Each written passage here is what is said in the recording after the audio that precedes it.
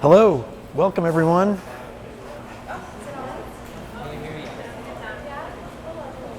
Hello, there we go.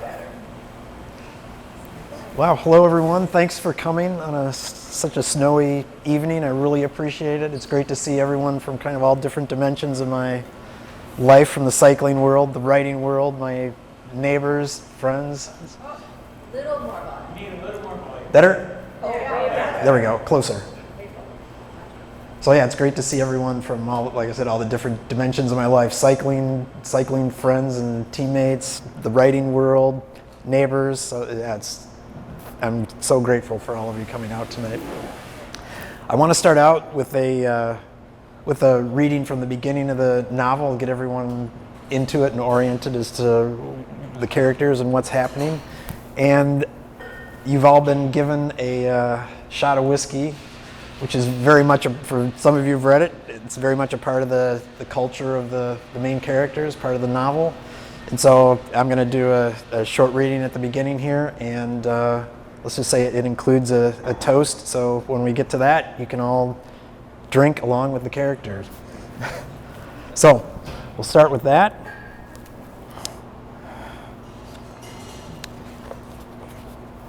So I'm going to start right more or less at the beginning, but with a little bit of introduction. This will be the main character, who's named Pete Brennan. He's a fisherman. He's just returned from as a private in the Army from Cold War Europe, and he did not enjoy the Army, and he's anxious to get home and get back to the relative peace of fishing up on Lake of the Woods.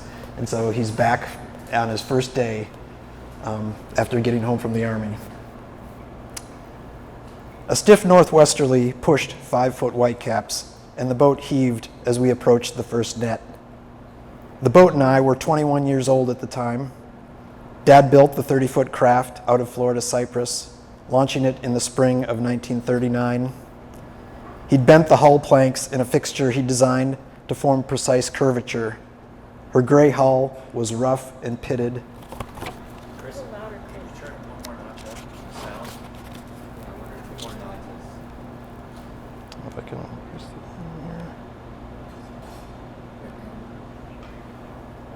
That. It reminded the rough surface reminded me of the lunar surface. The maroon pilot house was decorated with a gold M above the front window. For me, it symbolized Dad's engineering degree and his expectations I'd already failed to meet. I lined up the boat with the pound, the section of the net that holds the fish. Moose, 6'4" tall, and my father's right-hand man, held the stern line. He'd seen every mistake I'd made on the boat. Jim Thunder, the local Ojibwe chief, worked next to Moose, organizing fish boxes. Dad stood in the bow, back stiff, holding on to the starboard gunwale with his left hand, his right hand raised, palm out. I cut power so Dad could loosen the pound lines as the boat glided past. "Pete, too goddamn quick. Don't you remember how to do anything?" That was the old man's method. Tell you what you did wrong, stinging you with a small insult to make sure you didn't forget. The one thing I didn't forget was that I wasn't very smart. Unlike my brothers Lance or Wayne or my sister Mary, explanations didn't stick for me. I learned by doing. Dad understood. He told me before I left for the Army that experience and hard work can make up for a lack of talent. During my time in the Army, I loathed taking orders. The dusty European cathedrals, museums, and universities bored me. I loved the lake's open solitude in summer and its frozen expanse in winter.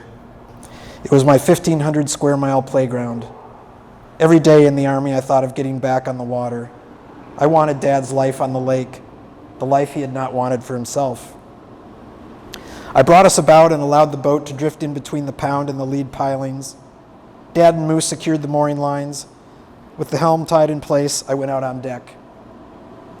"I need to take a leak before we get started." Dad turned in the bow. "Good idea. If the game warden or some sportos come along, they'll get the right greeting." We lined up on the port side, arranged tallest to shortest like a family photo. Moose at the stern, then Jim, me, and Dad. "You sure we're pointing downwind?" Jim said. "You're the Navy man," Moose laughed. "You should be telling us." The boat rolled over the waves, making it difficult to stand in place. Our urine streams hit the water at a constantly changing height. We zipped up and Moose turned to me. This reminds me of when Mary came out last year. What happened? I pulled up my oiler braces. She wanted to do a painting of us working, so she came out to do some sketches. One day we were at this very spot and she says she has to go. I looked for the bailing bucket and realized I'd left it on the dock after washing the deck. Dad closed the snaps of his oiler jacket. I didn't know what to do. Your dad and me each took an arm and a leg. We lifted her up to get her rear end over the side.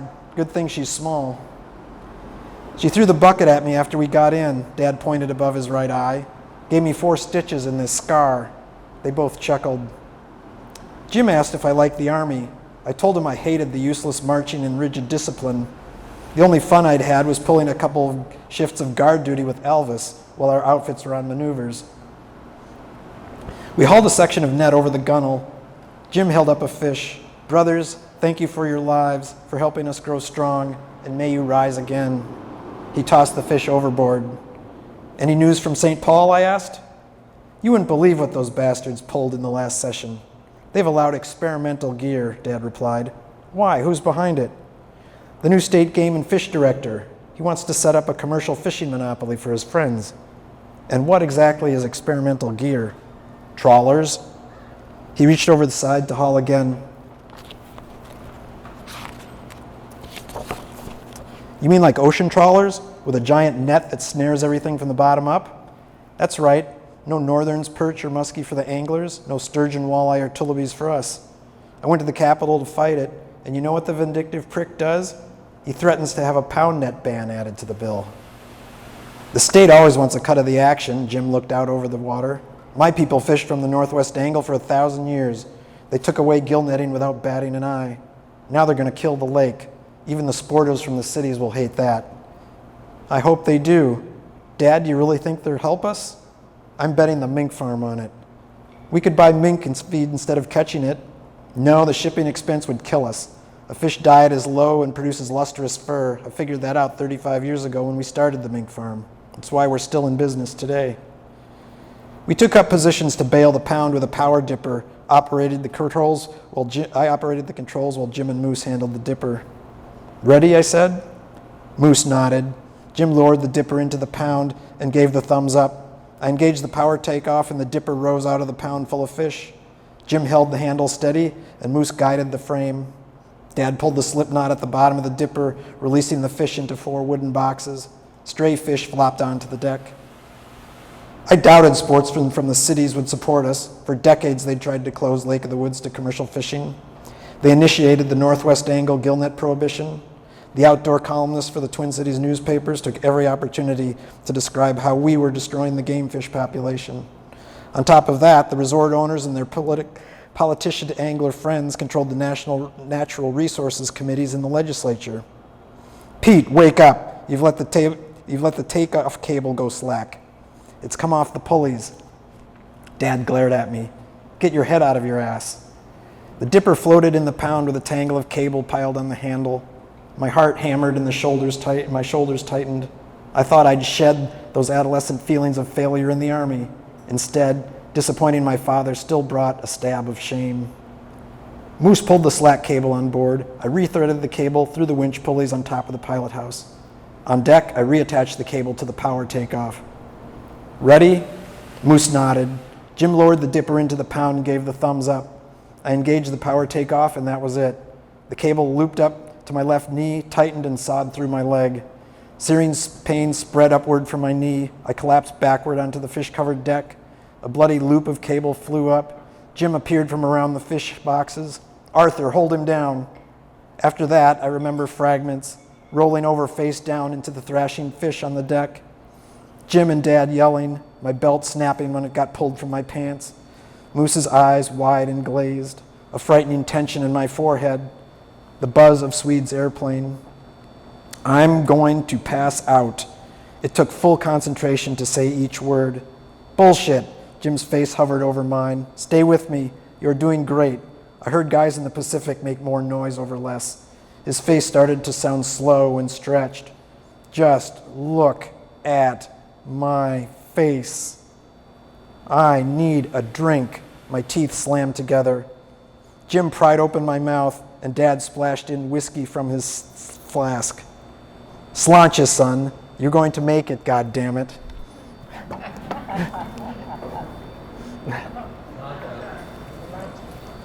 Sláinte. A warm sensation spread from my throat to my chest. The boat's engine roared to life. Jim tightened my belt around my thigh. Cold spray came over the gunwale, and the wind blew it dry on my face. Hundreds of dying fish writhed against my arms, twisting as they gasped for life. I became one of them, twisting, nearly dead, hoping to be swept over the side to water and salvation. Jim slapped the side of my face. Pete, drink this. He pushed my jaw apart with his fingers. Lukewarm coffee dribbled down my throat. The engine whine shifted lower. Almost there, almost there. I spotted the Buffalo Point dock pilings. Jim hooked his arm under my shoulders. Moose, get your arms under his behind. They lifted me onto the dock. Another bolt of pain shot from my knee up to my thigh. Overhead, I saw the blue and yellow wing of Swede's plane rocking with the waves. Two middle-aged men looked down at me through the plane's side windows, a perfect outdoor catalog photo. Swede strapped me down in the back of the plane next to the mailbag, a float cushion under my head. The plane rose, twisted, and dropped over and over again. Radio chatter and Swede's voice blended with the drone of the engine. I desperately wanted some water. I tried to count backward to stay conscious, only to find I'd drifted off each time my head bounced on the cushion and jolted me awake. They rolled me through the emergency entrance at the back of the Warland Hospital. A green-eyed nurse leaned against the gurney. You're going to be okay. We're going to take care of you. The gurney slammed through the emergency room door, and I blacked out.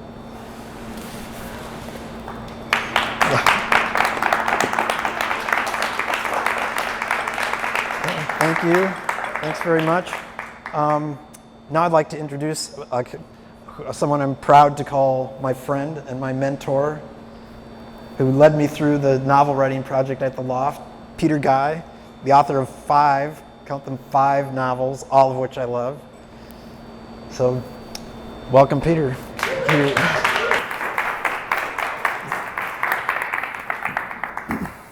We have a pretty perfect night for this. A book set up in this part of the world. The snow and ice falling outside, the fire behind us.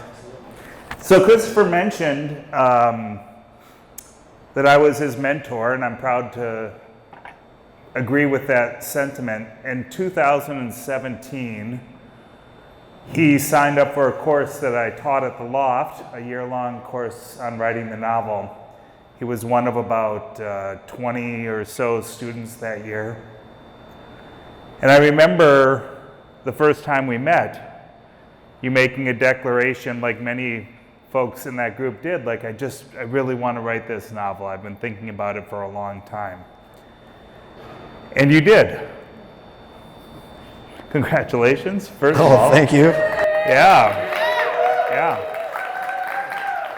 I thought maybe a good place to start would be for you to describe what that year was like, and then what the years since have been like, because that was a few years ago. It was. It feels like it was a long time, and it feels like it was yesterday, both. I spent years working as a management consultant. So I was actually working on a project that was literally across the river from the Loft. And when I first heard about this novel writing project, I have to be in this, because I've been thinking about this novel for years and had several false starts. And I thought, okay, this'll do it. This will help me actually get it out.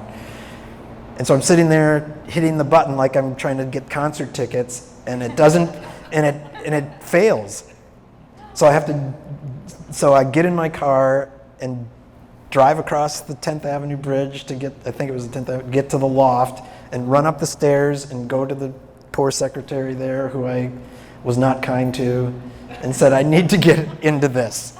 And she goes, well, it's full. And I said, I need to get into this. Start a wait list, do whatever. I need to be in this. And so eventually there was another section that got created, and so I got into the second section of that. And then the class itself was brilliant. We read a number of amazing books and talked about the idea of really how you put together a novel and the things you need to do. And at the time, again, I was traveling as a consultant, so I was writing in airports and at night in hotel rooms and whenever I could get a chance. And I just said, okay, after being at a client all day, I'd say, okay, all I got to do is write, 1,500 words or a handful of pages, because I think it was like we'd have to do 50 pages, every so often. It's like, okay, I got to have my 50 pages by date X, and it's like, okay, I'm not going to be, I guess maybe this comes from my bike racing experience and stuff, but it's like, I'm not going to be the guy who doesn't have his pages. Just like, in a bike race, I'm not going to be the guy who gets dropped, or whatever. So I just felt like, I was determined to do it and just at least get it done, get a first draft and have something. I wasn't going to be the person who didn't finish. And you did. You finished a novel, as I recall, reading that book, that version of the book. I don't remember exactly how long it was, but it wasn't this long. It was probably twice as long. Almost. Yeah. It's 40% less than what it was. What happened? What happened in the intervening years to slim it down this much? A number of different reader feedback. I had the writers, the cohort that I went through the novel writing project with. We have stayed together to this day as a writers group, and we meet once a month. And so they read different versions of it, and I got feedback. There are people in this room who read preliminary versions of it as well and gave me feedback. And then I worked with a former, actually Penguin Random House editor who gave me feedback on what she felt I needed to do to tighten it up. And so, it went from, just an example, it went from 9 first-person narrators down to 2. Because I thought I could be Faulkner, but I can't. I'm not Faulkner. And then I cuts, and then there was some, let's just say, some material that made it difficult for an editor to buy. I won't necessarily go into that, but some things that might be politically unpalatable that were in it that I cut out. And then there are also some scenes where I had the characters going down and dealing with the legislature and so on in St. Paul, and I cut those and moved them off stage. So that ended up cutting probably like half a dozen chapters out of it, and something close to 130 pages or something. So then, I remember one of the things that I was struck by back when I read it for the first time, and even as I was reading it over the course of that first year together, was the political nature of the storytelling. On the one hand, it's this really gritty novel about work and about this place in the world that is so important to you and so important to many Minnesotans, that wilderness area we call the top half of the state. But there was also this element of that area and the people who live there, their way of life being encroached on by the political powers that be. And it's curious to me, and I think a testament to good editors and to rewriting, that the essence of that doesn't feel lost, even though all of those scenes have been, or most of those scenes have been removed. What do you think about that? Why is that true? I'll start with, actually, well, as some people know, I can't ever talk about writing in literature without talking about George Saunders. And so one of the famous quotes that I love from him is, a good editor essentially is you but better. They give you advice and guidance and so on that makes, brings out more of who you are, what you're trying to say, and all of that. And so Michelle Rubin, who I worked with, was really helpful and really helped do exactly that, helped me be me except better, and gave me some advice about and really helped me understand, okay, what should I have on stage, in scene, and what should I just have as, secondary information that the characters bring out. That's fascinating. So I can imagine, having been through many similar situations in my writing life, becoming discouraged, frustrated with the swaths of time that passed between conceiving of this and this night. That is to say, it's a really slow process, the process of publishing a novel. And it discourages, I think, actually most writers from attaining their dream. What was it that, aside from that bicycle racer mentality, that got you through all of that? The experience I had from training to race at an elite level was really important, because that brought to me that sense of discipline that I had to have. But it also related to that was the sense of just not quitting. Just being persistent and saying, yeah, this is what I want to do. My goal is to, first of all, of course, write the damn thing, as if I remember what I said to you when we first met, and then also to just, get it out, to get it published and jump through the hoops and do what was necessary to do that. And so, yeah, it's been, on one hand, it's been a learning experience. It's also been 8 years, but yeah, I feel like it's for those of you who maybe follow Stoicism, it's the obstacle is the way. And so, yeah, I looked at it like that. I wanted to bring up what has always struck me as one of the great features of this book, and was reminded of it again as I reread these descriptions of the hard work that these people do, the hard, physical, dirty work that these folks in this family do. And I wonder if you can just describe for us where your knowledge on that comes from. Yeah, I mean, I'll start with the particular and get to the universal, I guess. I grew up around this. While I did grow up in the cities here, I did spend a lot of time up in Lake of the Woods with my grandfather and my uncles out on Lake of the Woods fishing. I mean, if you look close enough, I peek, I'm about 10 years old, 12 years old in some of these videos. My father shot a lot of them when we were up there, so I peek into view a few times in these videos. But so firsthand experience, I saw them out on their boat, out on the boat lifting nets. I saw the boats get repaired. I went out and killed mink at the mink ranch and did all those things. So firsthand experience there. But I guess another thing that on a higher level, I think why I tried to make sure that the sections about the work and how it got done were so vivid is that I think, frankly, in today's literature, that isn't addressed.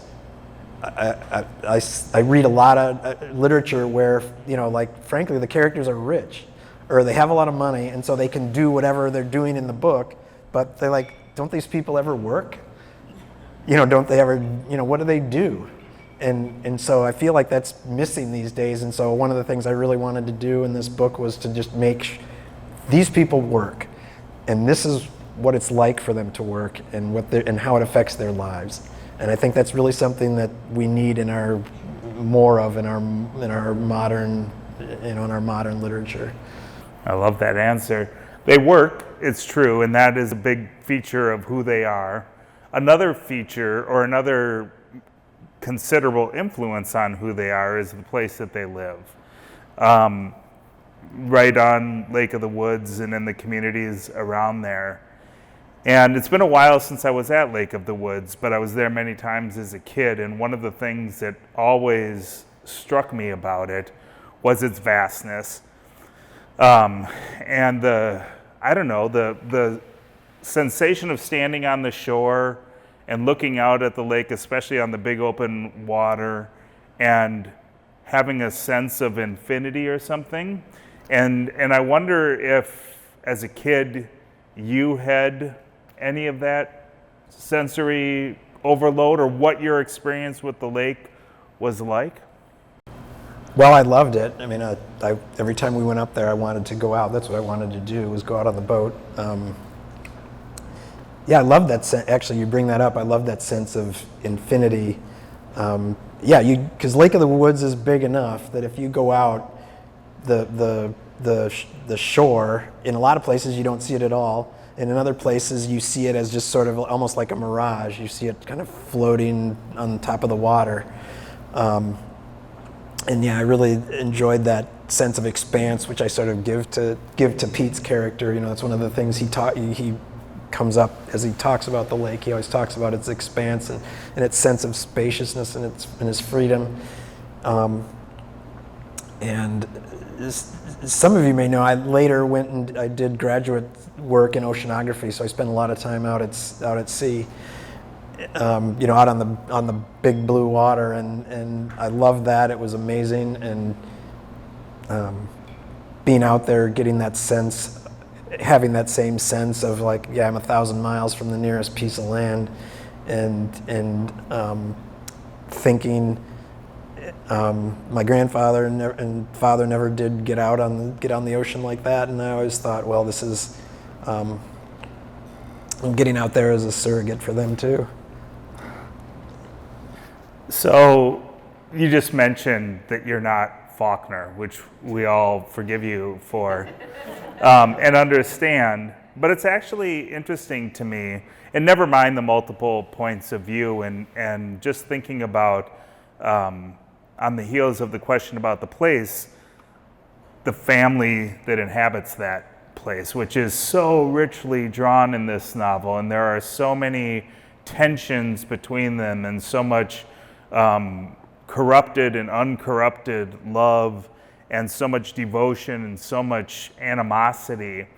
And I wonder if that's front of mind as you're writing this, or if it just comes through because it's the nature of the people that you knew, or some combination of that? I'd say it's both. I mean, it was very much in front of mind as I wrote the book. I mean, the setting and its remoteness was really a key part of the characters and their ethos.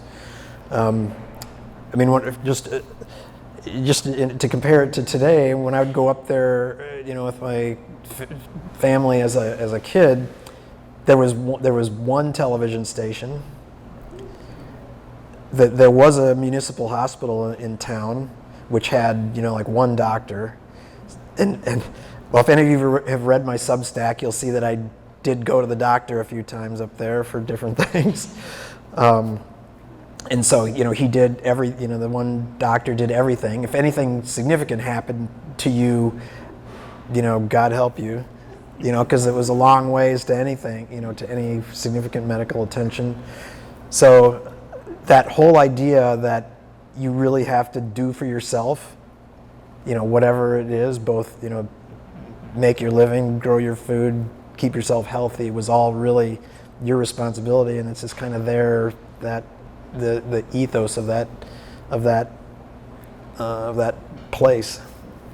I think that that ethos, which I really admire, and I think it comes through in so many subtle and beautiful and really convincing ways, is of course sort of the nature of the community and the nature of the people who live there, but it's also something more than that. And you mentioned taking the book from, I think you said 9 points of view down to 2. You had to do some big decision making there. How did you decide? Yeah, it was hard. It was a hard choice to really figure out from those original 9 narrators who I wanted to have narrate. And actually in one case, Jay, who narrates the second half of the novel, actually in the very original version, he gets killed. So I had to decide, and think about really, okay, what if this character had lived, and what would become of him? And I felt one of the things that I felt was an issue in early on was that it was really bleak. That the first version of the novel was really bleak, and I felt that I wanted to give it a little bit more of an element of hope, and so I had him live and have him in the other character make something of themselves. For those who haven't read it, I don't want to spoil all that, but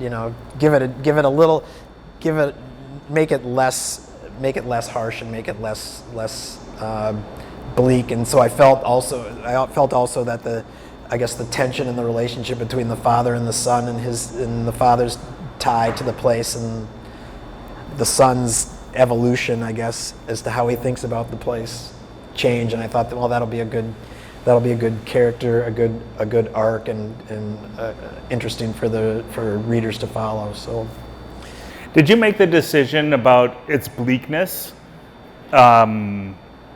based on some innate sense of what the world was going to tolerate, or what the publishing world wanted to publish, or something else?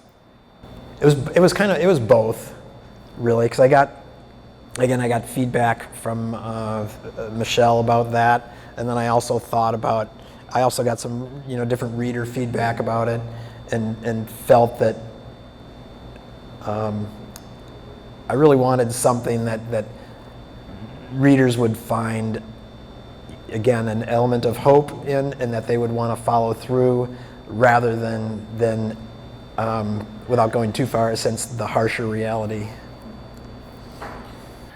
So I haven't touched yet, we haven't talked about the writing itself, which is a thing of art for sure, not only because of how beautiful it is, but because the tone of the novel seems to so carefully mimic what I think of as the temperament of the characters in the novel, and of course, by extension, the people who live in this part of the world. We share in common an affinity for them and for this place, and so I don't make that observation lightly. I wonder if it was a conscious decision to kind of mimic that voice, the collective voice of a community like that, or if it just is because you knew these people, or again, something else altogether. No, that was probably one of the most conscious choices I made in the course of writing the novel. Was I wanted the characters to speak for themselves. I did not want a third person or an authorial voice interfering with the experience between the reader and the characters. I really wanted that, I guess, as direct as possible. I mean, obviously the reader in a sense knows that as the writer I'm writing this, of course, but I really want the reader to have the sense that the characters are speaking directly to them, as if they're sitting in a bar or having a conversation with them, and the characters are telling them this. So yeah, that was actually in a sense sort of in my own mind, a non-negotiable. There's no going to third person or anything. It's like the most important thing is that the characters speak for themselves and address the reader directly. I mean, of all the great accomplishments of this book, that seems to me to be one of the primary ones. That feeling and I love this feeling when you have it when you're reading a book, where you feel like you're at once a part of the conversations that are happening, and certainly the lives as they're being lived, but also even the psychic embodiment of the characters themselves. And it's a testament to the great work that's true, at least for this reader. Well, thanks. Yeah, I wanted to have not only the narration, but the dialogue and everything be this very, I don't know if I want to say repressed, but held back dynamic, where what they're saying is, you can sense that there's probably some more emotion or something else that's going on under the surface, but these aren't the kind of people that are going to be telling you that, that aren't going to be emoting so much. So I really wanted to achieve that, and that was probably the hardest thing for me to try and do in the course of writing the book, because I didn't want it to be my voice, and I'm sure my voice comes through. You can't help it as an author have it come through, but I really didn't want it to be my voice. I wanted it to be the voice of the two characters who narrate it. So on that subject, I'm sure, or I shouldn't say that I'm sure, I would bet dollars to donuts that there are people that are important to you in your life who recognize themselves, or people that they also knew in the characters in this book. It's a brave thing to do, to write truthfully about people that you know and love and have grown up with. And I wonder if any of them have read it. Have you gotten any good phone calls, any nasty phone calls? I've had a range of feedback. Feedback. From people. I actually just recently, I won't name names, but I recently met with someone from up there, and had a discussion about it. And he gave me, he just said, that there was a wide range of feedback. Some people had read it and had different reactions. Some people didn't finish it, read it a few way through because it was too much. In one sense, I take that as a compliment, because it's like, okay, it resonated. So the town is reading it. Are you going to go up there? Yeah, I do want to. I'm in the process of working on doing an event, putting together an event up there for maybe sometime later this spring when the weather's better. So we'll see. Once the ice is out on the lake. Once the ice is out, yeah. We'll open it up to the audience here in just a second, but I wanted to, ask a question, but also make my final personal round of applause for you. It's a really difficult thing to write a novel. I think it's an even more difficult thing to do, to see a novel through the kind of work that it took you to make it into this. And then maybe the hardest part of all, after all of that, is finding someone who believes in the book and believes in you and is willing to make it look pretty and put it on the shelves. And I wonder if you just say a few words about that and about your own, your perseverance and all that. And have you come out on the other side, with a kinder opinion of this business, or is that asking too much? No, it's not asking too much. I think that I come from my education is really as a scientist and an engineer, which is very do the math and there's an answer. And this is exactly, opposite of that. It's very subjective. It's really the idea of finding, essentially a good match. I suppose like dating or something, where you're, someone who loves your book, loves your voice, loves, what you're writing about. And some people, there's, in a sense, no matter how good your book is, they're not going to like it anyway, because it's just not to their taste or whatever. So at first it was hard to deal with that, because I felt like I had written a good book, but agents and editors and so on turned it down, and finally I had to just, in a sense, decide for myself, I think I've written a good book, and just keep at it, and just go, okay, well, yeah, this is a very subjective business, and just keep going until I find the right person. So again, like if you look on my Substack, I can't remember the number was, it's like 124 rejections, something like that, before I got the yes. You can, like I said, you read the details on my Substack. I mean, that sounds astronomical or phenomenal or something, but I think it's kind of normal. It's not unusual. Yeah, again, in that essay I wrote on Substack about it, I list other writers and how many other, some other novels and how many rejections they got. And it's really something.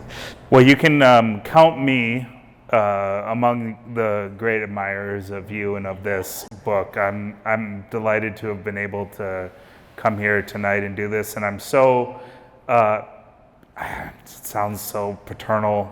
I think you're older than I am, maybe not by much, but so proud of you, and I feel like I was telling you all along that it was a great book and that it would just take time to find the right person, and here we are.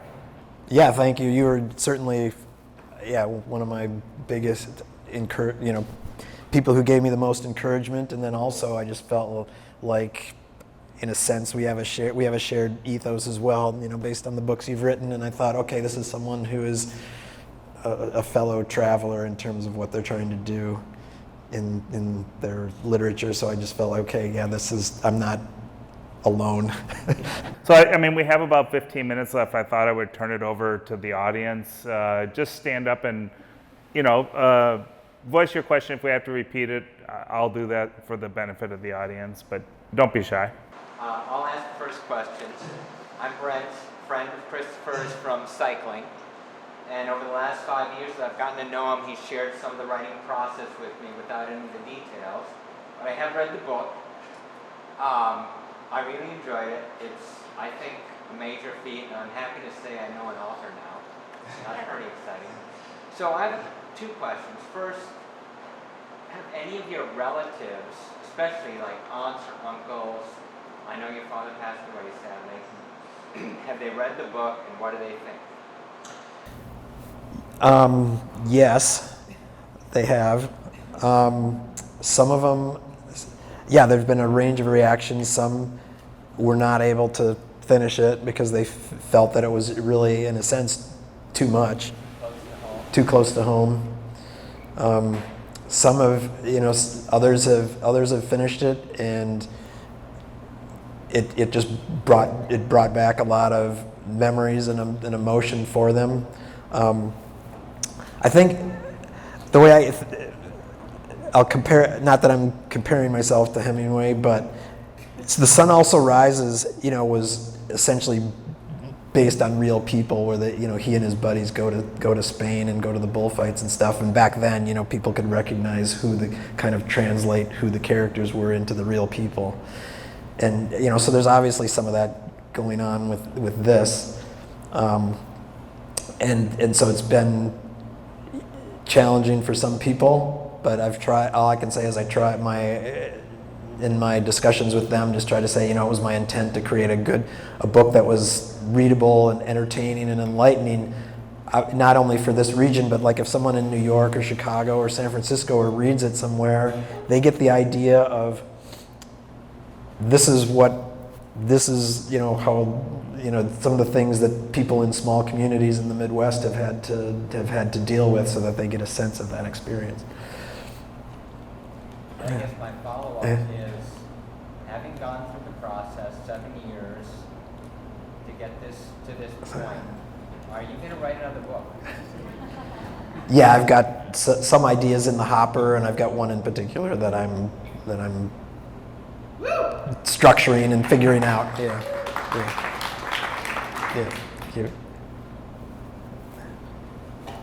So I've not read the book, Chris, but I'm eager to read it. So my question is, we've mentioned Hemingway, Faulkner, the two proverbial white male grandfathers of American literature. Who else would you think of as an inspiration or a template or a model for the type of writing that you were aspiring to, both by way of narration or dialogue or characters or language or anything else? Actually, I am an admirer of Annie Proulx. If you've ever read her short story collection, Close Range, I think it's amazing. I really love the sensibility of that. It's about people, I don't even know, it's the collection that has Brokeback Mountain in it. And it's really a finely written collection of stories. Let's see. I like Thomas McGuane. I love his stories about Montana, and again, it's kind of this spare, laconic prose of people living kind of in the remote areas out west. I love F. Scott Fitzgerald. I'm not going to ever try to write like him or have that same, sensibility, but I just admire the beauty of his prose. I think it's just amazing. And I guess I'll say try to write beautiful prose, but in my own way. Yeah. Peter stole my original question, so I had to go to number 2. I realized that as soon as I was asking. The best, highest compliment is copyright infringement. Is that? I think that's what it's That's what that's called. You mentioned that your characters don't really emote much. I wonder if you would emote a little bit for us and tell us how it felt to go from 9 characters to main character, like first person narrators to 2. Having been in the class with you, they all meant something, right? Like they all had this perspective that was really important, and then you cut them down and you kind of changed the story a little bit. So can you tell us how it felt for other aspiring writers and writers in the room? What did it feel like to cut that much? It was horrible. It was painful because there was actually, I think, it's the cliche, kill your darlings. I thought there was some really good material that I had to cut.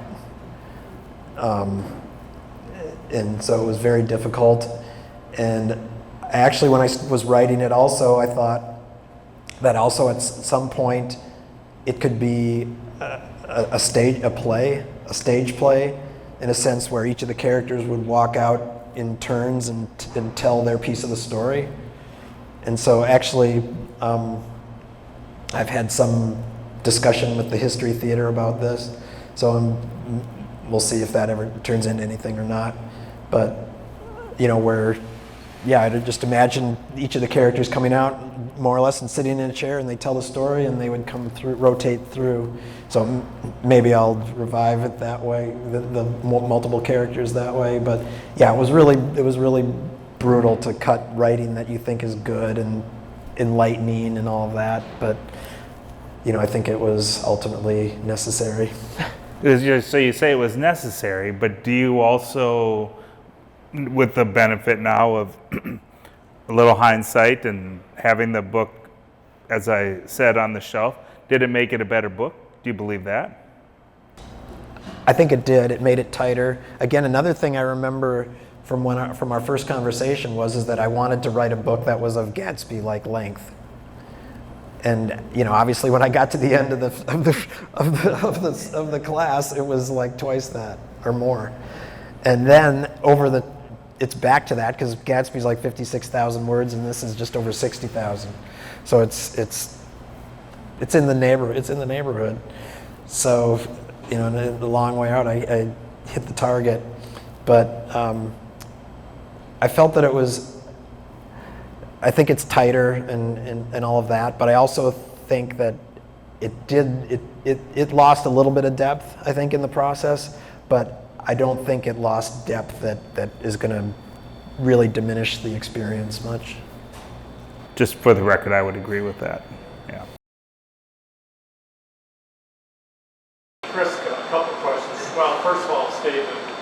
Keep what you have for when you're famous and you can do the director's cut version. The question I have though is in the actual process of writing words and sentences, do you just have like a stream of consciousness, put words down and then look at it and rehash it or reorganize over the word? That detailed process, I'm curious as to how you do it. On a high level, what I do, my process is, when I started writing the book, I essentially had certain set pieces in mind. That is, I knew certain events were going to occur. And then it's like, okay, well, how do I connect those dots?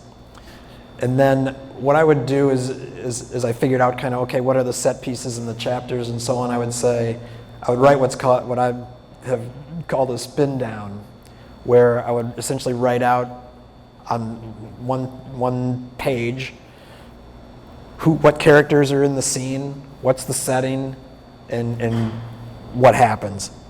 And then I would take that and start writing the sentences and the paragraphs and going from there, and just get, I just kind of set a target for myself for a chapter of like 5,000 words or so, and then just start writing it. Sometimes it's more, sometimes it's less, and then just write it. And most of the time, the first time out, it's crap, and then try to just make it better, squeeze it, stretch it, improve it, and turn it into what is in my mind, and so that it's what's in my mind is on the page.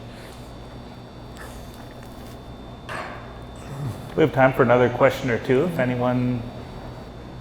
I have almost more comments. First of all, I'm Margot, and Christopher's our neighbor, and I was one of the lucky ones that got to read one of the first manuscripts, and so really enjoyed that. We shared whiskey over it together when we were all done. It was awesome. I grew up about 28 miles from where he wrote about. I'm from Lake and Woods, and I loved, and I feel he wrote with passion about the grittiness and about the compassion of the people and the hard work. I lived it. My father knew some of the people he talks about. I know it's a fiction book, but I read it and I read a lot of things in there, and I love the fact that he wrote, that's how it is. It's hard. It's a hard life. It's a beautiful life, but it's a hard life. And the lake, the way you describe the lake, the fishing that fed the mink farm, to all of the dirty work in between, and the compassion that happens in families at the hospital, all the places we were all close-knit, we all knew each other. And so I felt like I had a hard time when I heard he went from 9 to 2. I was like, now what are you going to do? So I just really am excited to read the new version, and really happy for you. And I'm excited about your next venture. Wow, well, thank you, Margot. I really appreciate that. Thank you. I have a two-part question. Can any of the characters sprint? Sprint? Sprint, yeah. No. No, that's too bad. That's too bad. I can't, as Chad knows, I can't either. I was not a good sprinter. I was a climber in my cycling days. The other part, so you talk about finding your voice in the writing, but is there ever a fear almost, like where people are going to think that you're writing about yourself, and that you're like, how do you find that distinction between yourself and the voice you're trying to create? Yeah, that's a real challenge during the process, is I really had to be on guard against not, in a sense, not being me, not speaking like me. I mean, like I said, it's going to get in there anyway, no matter what you do. But I really tried to be conscious of making sure that as I was writing, actually now this brings back a memory. Someone asked me kind of about this earlier, and I said it's almost like method writing. If you're familiar with the concept of method acting, where you kind of become the person and you inhabit them. Like, for example, if you know, Daniel Day-Lewis is famous for being a method actor. Like when they were shooting Lincoln, he was basically like, even when they weren't filming, he insisted on being addressed as Mr. President and so on. So when I was writing writing as the characters, I really tried to essentially be them and think how they would think, and I felt like I knew enough about the experience of what it was like to be there and the work and everything that I felt like I could do that effectively. And so yeah, that's how I really tried to inhabit the voice of the two characters, and particularly Jay. I mean, all I'll say is his doppelganger I was very close to him growing up, and so I knew very well what kind of person he was and all that. So yeah. It got a little weird in class when he made us refer to him as Jay or Pete, but we rolled with it. I want to hear you both answer. When do you feel most like a writer? Okay, I'll go first. Okay. Well, I'll start with it. There's a famous statement. Most other artists, like painters and dancers and stuff, they like to say, that they're happiest when they're doing their process. Writers are different, though. They like to say, "I have written." So I feel best when actually I've done my morning pages and my writing work, and then I'm putting on my cycling shoes and I'm getting ready to go out. That's in a sense, that's what it may seem funny, but that's when I feel most like a writer, because it's like, okay, I did my thing, and it's out and I got stuff on the page, and I feel good about that, and yeah. I actually don't want to disagree with you, but I will. For me, it's like, on Tuesday morning at 6 o'clock between sips of coffee when I write the sentence that I've been trying to write for a week or a month or a year sometimes, and finally get it right and know that it's just right. And like, that's the only version of success that we have, is when we do that. It's lovely to see people, to come and celebrate with you, and all of that is wonderful, but I always think like our Super Bowl is on Tuesday morning at 6 o'clock. No, you're absolutely right. I'll chime in about that too. I mean, that's certainly, when I certainly feel like I'm a writer when I've been working on something for a while and it's just been crap. I'm trying to get it to be something and it's just not being what I want it to be, no matter how many times I stretch it and revise it and change it. And then at some point, when it does come together and it's like, I got it right, then I feel like a writer then. And so actually I saw an interview with Eddie Van Halen, and he said a similar thing. He said, I have the sound that I want to come out of the amplifier in my head, and I work and work and work and work until I get that sound that I want in my head coming out of the amplifier. And it's the same thing with this writing process. It's like, you have to stretch it until what's on the page is what feels like what you had in your head. I will say too, though, this is really nice.